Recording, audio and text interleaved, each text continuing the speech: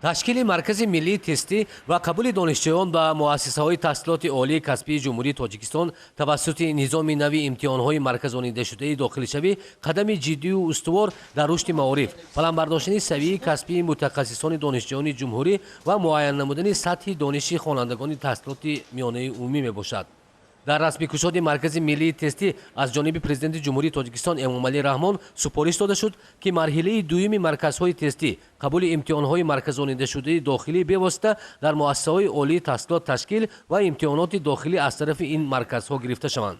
дар донишкадаи политехникии донишгоҳи техникии тоҷикистон ба номи академик Муҳаммад Осимӣ дар шаҳри Хуҷанд маркази тестӣ ташкил ва низоми имтиҳонгирии марказонидашуда бе иштироки муаллими дарсдиҳанда ҷорӣ шудааст. донишҷӯёни донишкада имтиҳонҳои ҷорӣ ва марҳилавиро ба муаллим месупуранд. имтиҳоноти ниҳоӣ ҷамъбастии ҳар як фанни таълимӣ бошад, аз ҷониби маркази тестии донишкада сурат мегирад.